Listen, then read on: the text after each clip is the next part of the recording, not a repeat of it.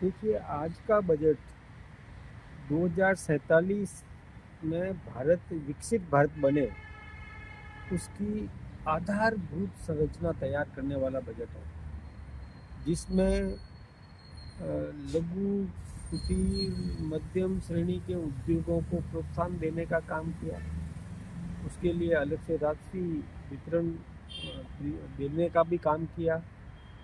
और इस किस प्रकार से हम कुटीर उद्योगों को प्रोत्साहित कर सकते हैं, हमारे यहाँ पर जो रॉ मटेरियल्स है, उन रॉ मटेरियल्स का हम स्थानीय स्तर पर किस प्रकार से उपयोग कर सकते हैं, औद्योगिक विकास कैसे हो सकता है, हमारा उत्पाद जो हम उत्पादन करते हैं उसका निर्यात करें, उसको बेचें। इस प्रकार का बजट बनाने का काम किया है। इस बजट में युवाओं को विशेष रूप से प्रोत्साहित करने का काम किया है कि हमारा युवा स्किल्ड कैसे बने, दूसरों पर निर्भर नहीं करे, अपने पैरों पर खड़ा हो सके। इस प्रकार का इसमें प्रावधान किया गया है। महिलाओं को भी और मजबूत करना, उच्च शिक्षा उनको दिलाना, उनको योग्य बनाना, और वो महिला भी आत्मनिर्भर बन सके, इस प्रकार के प्रावधान इसमें किए हैं। यही नहीं, रेलों का विस्तार किया है, द्रुत गति की ट्रेनें देने का काम किया है। एक ऐसा बड़े बड़े मेट्रो सिटीज़ को, उनको जोड़ने के लिए हाई स्पीड ट्रेन्स देने का जो इसमें प्रावधान किया गया है, ये बहुत बड़ी बात है। इसके अलावा भी देखिए, हाथकरघा उद्योग को प्रोत्साहित करना, ये हमारे खादी ग्रामोद्योग को प्रोत्साहित करना, इसके भी इसमें प्रावधान किए हैं। महिलाओं के लिए और हर जिले में एक महिला छात्रावास वो बनाना, कॉलेज के लिए, स्टूडेंट्स के लिए, ताकि वो अपने अध्ययन को आसानी से कर सके, उसके लिए भी इसमें प्रावधान किए हैं। ऐसे ही ये जो सड़कों का सुदृढ़ीकरण, एयर कनेक्टिविटी बढ़ाने का काम, सी में भी वो हवाई जहाज इस प्रकार से उतर सके, इस प्रकार की व्यवस्था करने का काम, किसान को समृद्ध करने की दिशा में भी बहुत काम किए। इसमें एमएसएमई बढ़ाने का काम, किसान अच्छी फसल कर सके, इसके लिए भी उसमें प्रावधान किया है। इस बजट में नौकरी पेशाओं के लिए भी बहुत राहत देने का काम किया। किस प्रकार से ये हम अपने, जैसे ऐसे तटीय क्षेत्र हैं, तटीय क्षेत्रों में कैसे हम नारियल को और अच्छा पैदा कर सकते हैं, वहाँ पर फालतू के जो झाड़ी जंकाड़ी पेड़ लगे हैं उनको हटा करके उन्नत किस्म के नारियल हम लगा सकें, उनका संरक्षण कैसे कर सकें, उनका अच्छे विक्रय करें तो उसमें लाभ मिलेगा, तो किसान भी समृद्ध होगा और एक उन्नत किस्म की और एक उत्पाद हमको मिलेगा।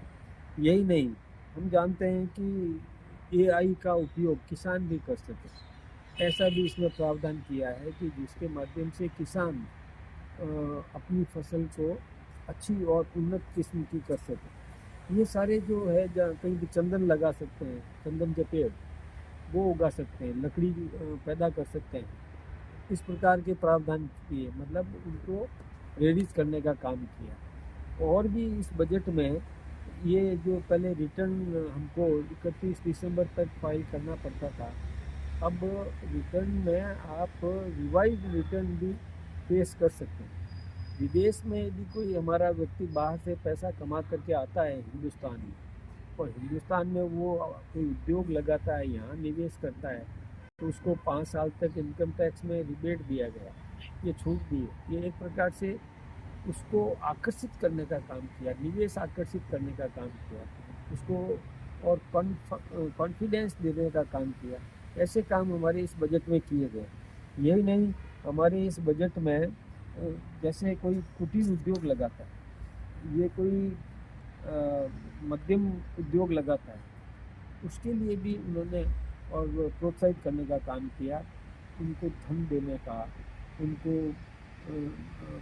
कोई एक अधिकारी साथ में लगा करके किस प्रकार से उनको और प्रोत्साहित किया जा सकता है, ऐसे ऐसे काम किए। ये हम ये देखें, तीर्थ स्थल है, कई ऐसे पर्यटक स्थल हैं हिंदुस्तान में, इसको प्रोत्साहित करने के लिए, पर्यटन को बढ़ावा देने के लिए, और इसमें प्रावधान किया है पर्यटन को किस प्रकार से, जैसे इसमें गाइड्स तैयार करना, अच्छे अच्छे एक्सपर्ट गाइड्स, उनको प्रशिक्षण दिलाना, वो गाइड हमारे यहाँ के पर्यटक स्थलों के बारे में विस्तृत वर्णन देते हुए और उनको मतलब एक विदेशी या देशी पर्यटकों को आकर्षित करने का काम, ये ऐसे ऐसे और कौशल बढ़ाने का गाइड्स के लिए 10,000 गाइड्स के लिए तो नौकरियां भी लगेगी लोगों, ये इस मतलब कई करियर पाथ में ये तैयार करने का काम किया है।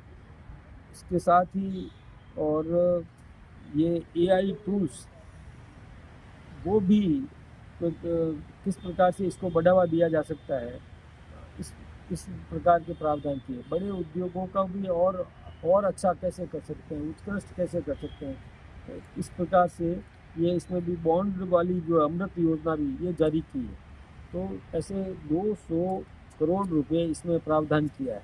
यही नहीं, ये जो हाई स्पीड रेल का जो किया है वो भी बहुत बड़ी बात है।